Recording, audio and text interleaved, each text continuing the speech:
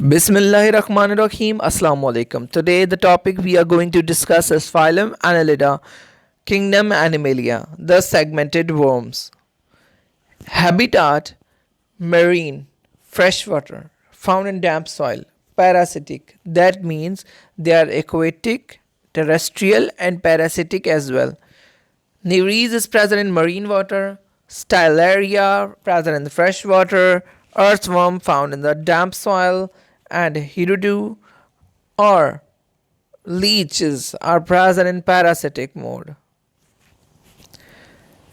Here we have some characteristics that we are going to study about it, and I have given the clues of each character here. Symmetry इनकी bilateral है, body organisation triploblastic है, means कि इनके पास तीनों होंगी, ectoderm, endoderm, mesoderm तीनों हैं. Segmentation यानी कि इनकी बॉडी सेगमेंटेड है, मेटामेरिकली है, जैसे कि कोई हमारे पास क्या है स्ट्रक्चर हो जिसके अंदर बहुत सारे सेगमेंट्स बने हुए हों, तो उसको हम क्या बोलते हैं सेगमेंटेशन. और इसमें सेगमेंटेशन को हम क्या बोलते हैं मेटामेरिकली. मेटामेरिकली यानी कि बॉडी जो दरमियान से सेगमेंटेड है. सिलोमेट यानी कि इसके पास ट्रू सिलोमेट है, सिलोम है, बॉडी कैविटी प्रेजेंट है. आधी बॉडी कैविटी जो है यानी कि बॉडी कैविटी का एक पार्ट जो है वो क्या है पैराइटल लेयर यानी कि वो एक्टोडर्म वाली साइड पे होगा, और एक जो है वो क्या है जो दरमियान में एलिमेंट्री कैनाल है उसके साथ होगा. तो दो तरह के हमारे पास क्या है बॉडी कैविटीज़ बनी हुई हैं, एक का नाम विसरल लेयर, एक का नाम पैराइटल लेयर. और वो बॉडी कैविटीज़ क्या है इसके ऑर्गन्स को संभाले हुए हैं. डाइजेस्टिव सिस्टम या एलिमेंट्री कैनाल जो है वो इसके अंदर प्रेजेंट होती है, यानी कि माउथ और इनस दोनों होंगे. सर्कुलेटरी सिस्टम इसके अंदर क्लोज टाइप होगा. ब्लड वेसल्स इसका मतलब है इसके अंदर सारी होंगी आर्टरी वेन फॉर्म की. रेस्पिरेटरी सिस्टम इसके अंदर क्या है डिफ्यूज्ड है. वो हम लोग देख रहे हैं कि रेस्पिरेटरी यानी कि सांस लेने का इसका जो सिलसिला है वो नहीं हो रहा, उसके लिए फेफड़े वगैरह नहीं है. उसके बाद एक्सक्रीशन इसकी नेफ्रीडिया के थ्रू है, यानी कि इसके पास प्रॉपर स्ट्रक्चर है जिसकी जैसे हम लोगों ने पिछले में पढ़ा था प्रोटोनेफ्रिया होते हैं, तो इसके अंदर भी नेफ्रीडिया की नेक्स्ट टाइप होगी. उसके बाद इसके अंदर सेंट्रल नर्वस सिस्टम है और वो बड़ा सिंपल सा है. मस्कुलर सिस्टम इसके अंदर सर्कुलर एंड लॉन्गिट्यूडनल टाइप का है. और रिप्रोडक्शन इसमें हेर्माफ्रोडाइटिक टाइप की है, यानी कि मेल और फीमेल दोनों एक ही एनिमल में प्रेजेंट होंगे. तो चलिए हम करेक्टरिस्टिक्स जो खास इसके करेक्टर है उनको अलग अलग करके पढ़ते हैं. खास फीचर्स में हमारे पास क्या रहता है, it has anterior prostomium. Prostomium वैसे जो है हम लोग क्या करते हैं टीथ लाइक या लिप लाइक स्ट्रक्चर को बोलते हैं, तो प्रोस्टोमियम जो है वो इसमें प्रेजेंट होता है, यानी कि इसके पास mouth like teeth like structures होते हैं जो कि क्या हैं शुरू में प्रेजेंट होते हैं इसके माउथ के एंटीरियर एरिया में, ताकि फूड को इनगल्फ अच्छे से किया जा सके और उसको तोड़ फोड़ किया जा सके. और इसकी बॉडी जो है वो क्या है सेगमेंट्स में डिवाइड हुए हुए, और इसको हम मेटामर बोलते हैं हर सेगमेंट को. और जो हमारे पास है बार बार बॉडी का सेगमेंटेशन में उन्हें मेटामरिज्म कहलाता है. हर मेटामर आपस में क्या है एक सेप्टम के ज़रिए या ट्रांसफर सेप्टम के ज़रिए एक दूसरे से क्या है सेगमेंट सेपरेट हुई हुई है, इसीलिए तो बॉडी मेटामेरिक है. हर मेटामेरिक सेगमेंट जो है वो हाइड्रोस्टैटिक स्केलेटन के तौर पर एक्ट करता है. इसका मतलब ये है कि इसके जितने भी सेगमेंट्स हैं सबके अंदर सिलोमिक फ्लूइड भरा हुआ है, और सिलोमिक फ्लूइड के अगेंस्ट इसके लॉन्गिट्यूडनल और सर्कुलर मसल जब कॉन्ट्रैक्ट करते हैं तो क्या करते हैं, जब लॉन्गिट्यूडनल मसल कॉन्ट्रैक्ट करेंगे तो बॉडी को छोटा कर देंगे, और जब सर्कुलर मसल कॉन्ट्रैक्ट करेंगे तो वो बॉडी को क्या करेंगे कॉन्ट्रैक्ट करके बॉडी को इलोंगेट कर देंगे, यानी कि पतला कर देंगे. क्योंकि जो सर्कुलर मसल होते हैं वो क्या होंगे रिंग की फॉर्म में होंगे, और रिंग जब कॉन्ट्रैक्ट करते हैं तो चीज़ों को छोटे छोटे रिंग यानी कि एक लॉन्गिट्यूडनल स्ट्रक्चर दे देंगे. जबकि जो हमारे पास लॉन्गिट्यूडनल मसल हैं वो कॉन्ट्रैक्ट करेंगे तो बॉडी को छोटा कर देंगे, तो इलोंगेट भी हो रही है बॉडी, छोटी भी हो रही है, तो बॉडी आगे मूव कर सकती है. हर सेगमेंट के पास क्या है काइटिनियस ब्रिसल हैं, यानी कि काइटिन के बने हुए छोटे छोटे ब्रिसल्स यानी कि दंदाने से बने हुए हैं, जो कि क्या है सीटी कहलाते हैं, जो उसको हेल्प करते हैं क्या है चलने में, और वो हर सेगमेंट से निकल रहे हैं. नर्वस सिस्टम इसके अंदर क्या होगा सिस्टम सिंपल सा होगा, जिसमें क्या है लॉन्गिट्यूडनल नर्व कॉर्ड्स प्रेजेंट होंगी, और हर सेगमेंट में क्या है थोड़ी थोड़ी वहाँ पर गैंग्लियंस प्रेजेंट है, यानी कि क्लस्टर ऑफ न्यूरॉन्स प्रेजेंट है, ताकि उस हर सेगमेंट के सिस्टम को चेक किया जा सके. सर्कुलेटरी सिस्टम इसके अंदर क्या है क्लोज टाइप का है, यानी कि इसके पास ब्लड वेसल्स हैं जो कि इसकी लेंथ के अक्रॉस रन कर रही हैं. कुछ जो है वो क्या है हमारे पास एज आ आर्टरी एक्ट करेंगी, कुछ जो है वो एज अ वेन एक्ट करेंगी, और दरमियान में जो है वो बॉडी के आपको नजर आ रहे होंगे डायग्राम में हार्ट्स प्रेजेंट है, और एक अर्थवर्म के अंदर 5 5 हार्ट्स होते हैं जो कि ब्लड को पंप करते हैं। आर्टरी से ब्लड आता है हार्ट में, और हार्ट से फिर कहाँ चला जाता है, वेन्स में, और फिर वेन्स में जाके स्किन के थ्रू गैस एक्सचेंज करके वो ऑक्सीजन फिल होकर दोबारा से आर्टरीज में आ जाता है। तो ये सिलसिला चलता रहता है। एक्सक्रीटरी सिस्टम की बात करें तो इसमें मेटानेफ्रिडिया पाए जाते हैं। मेटानेफ्रिडिया की शुरुआत जो है वो क्या है, मेटानेफ्रिक का मतलब ये है कि हर सेगमेंट की अपनी जो है वो एक्सक्रीटरी स्ट्रक्चर है। ट्यूब्यूलर एक्सक्रीटरी स्ट्रक्चर जो है वो प्रेजेंट है, और उसकी जो स्टार्टिंग है वो क्या है, सिलिएटेड ओपनिंग है।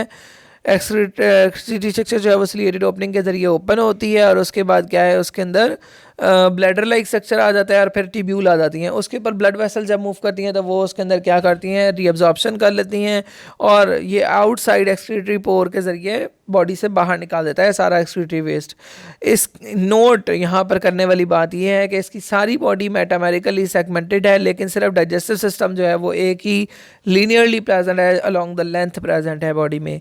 रिप्रोडक्टिव सिस्टम इसके अंदर हेर्माफ्रोडाइटिक है, यानी कि मेल और फीमेल दोनों एक ही ऑर्गेनिज्म के अंदर प्रेजेंट होंगे करेक्टर, लेकिन इन्होंने करनी क्या है, क्रॉस फर्टिलाइजेशन करनी है। यानी कि अगर एक जानवर है उसके अंदर मेल काम कर रहा है, वो एज ए स्पर्म जो है वो प्रोड्यूस कर रहा है, तो वो अपने ही एग्स को नहीं करेगा फर्टिलाइज, बल्कि सामने वाले एनिमल के अंदर जो मौजूद एग्स हैं उनको फर्टिलाइज करेगा। सेम उसके वाले स्पर्म्स इस वाले के एग्स को फर्टिलाइज कर देंगे।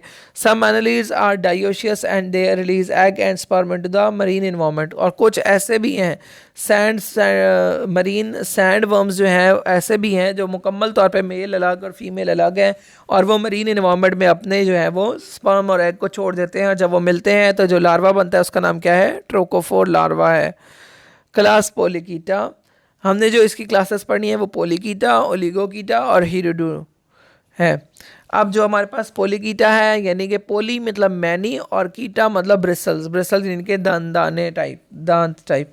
तो वो जो है आप देखिए, जो इनका जो हाथ होते हैं ना, हाथों वाली जगह पर ब्रिसल्स लगे हुए होते हैं ताकि क्या है कि ये चल सकें, उससे सहारा ले सकें। मरीन वर्म्स हैं पोलिकीटा, इनको हम सैंड वर्म भी बोलते हैं या क्लैम वर्म भी बोलते हैं। Each segment is equipped with the pair of fleshy paddle like structures called parapodia. हर सेगमेंट से जो है वो पैरापोडिया निकल रहे हैं, और पैरापोडिया से जो है वो फर्दर क्या है, ये छोटे छोटे ब्रिसल्स निकल रहे होते हैं, जिसको हम क्या बोलते हैं, सीटी बोलते हैं। Use in locomotion parapodia called in large number of chitinous bristle called setae anchor the worms. जैसे कि ये आप तस्वीर देख सकते हैं, ये जो इस तरह सेगमेंटेड बॉडी है, देखें इसके छोटे छोटे साथ आपको कीटी नज़र आ रहे हैं, सीटी नज़र आ रहे हैं, और कार्टिनियस जो है वो ब्रिसल्स यानी कि सीटी नज़र आ रहे हैं, और आपको इसका इंटीरियर माउथ नज़र आ रहा है जो काफ़ी ज़्यादा कॉम्प्लिकेटेड है। वो जो कॉम्प्लिकेटेड जगह है वहाँ पर जो माउथ ओपनिंग दांतों की तरह की जगह बनी हुई है उसको प्रोस्टोमियम कहते हैं। और ये जो है वो सेंसरी और फीडिंग स्ट्रक्चर से भरा हुआ है ताकि आराम से फीडिंग की जा सके, और आगे थोड़े से टेंटिकल्स भी हैं और वो पकड़ पकड़ के फूड को माउथ में एंटर कराते हैं। अच्छा जी, इसके अलावा क्या है, माउथ के जस्ट नीचे जो है वो प्रोस्टोमियम है, उसके बाद इसका डाइजेस्टिव सिस्टम है, वो फेरेंक्स से शुरू होता है और वो माउथ के ज़रिए ओपन होता है, और बाकी पूरी जो है वो एक लेंथ वाइज उसकी बॉडी में पड़ा हुआ है। ये देखें तस्वीर में आपको नज़र आ रहा होगा, ये नीरीज़ की तस्वीर है, और नीरीज़ ही जो है वो पोलिकीटा से बिलोंग कर रही है। ये आइज़ को मैंने लेबल किया है, उसके बाद टेंटिकल्स को लेबल किया है, और पैरापोडिया को भी लेबल किया है। अच्छा, उसके बाद वो कह रहे हैं कि जो है ना पोलिकीटा जो है वो रेस्पिरेटरी स्ट्रक्चर तो इनमें नहीं होते, लेकिन फ्यूचर में जाके इनके जो यही पैरापोडिया लाइक स्ट्रक्चर हैं, इन्हीं से गिल्स बनते हैं। ओलिगोकीटा, ओलिगोकीटा में क्या है, फ्यू ब्रिसल, यानी कि ओलिगो मतलब having less number than having many, तो उससे थोड़े कम ब्रिसल्स वाला एनिमल, यानी कि अर्थवर्म इसके अंदर ज़्यादातर पाया जाता है। ये एक्वेटिक भी होते हैं, टेरेस्ट्रियल भी होते हैं, और इनके पास सीटी नहीं होते, और इनकी जो मॉर्फोलॉजिकल स्ट्रक्चर है वो थोड़े से रिड्यूस्ड हैं एज़ कम्पेयर टू पोलिकीटा। पोलिकीटा में ज़्यादा सेगमेंटेड चीज़ें हैं, इसके अंदर इतनी नहीं है। उसके बाद इसके अंदर प्रोस्टोमियम नहीं होता, सेंसरी स्ट्रक्चर्स नहीं होते, उस तरह से वो जो सारे टेंटिकल्स थे वो इसमें नहीं होते। अर्थवर्म आप लोगों ने देखा होगा, ये वही होता है, ठीक हो गया। और इसके अंदर एक या दो पेयर ऑफ सीटा प्रेजेंट होंगे, बस काफ़ी हैं, और ये बाइसेक्सुअल होता है, यानी कि इसके पास दोनों जो हैं वो क्या कहते हैं, सेक्स अलग अलग हैं। अर्थवर्म जो है वो इसकी एग्जांपल है, फेरेटिमा पोस्थ्यूमा भी एग्जांपल है, और एम्ब्राइकस भी इसकी एग्जांपल है।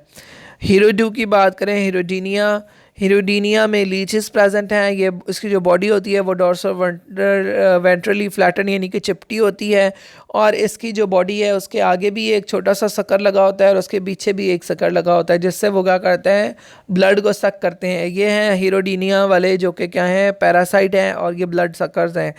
अच्छा, ये पुराने ज़माने में जो है वो अक्सर लोग इनका इस्तेमाल करते थे, अपने ब्लड निकलवाते थे, और वो समझते थे कि इससे जो है वो क्या है, हमारी बॉडी का जो गंदा खून है वो निकल जाता है और खून की सफाई हो जाती है। बेसिकली बात तो ये है कि जब भी हम लोग अपना ब्लड डोनेट करते हैं तो हमारे अंदर नया ब्लड बनता है, तो वो साफ़ ही बनता है।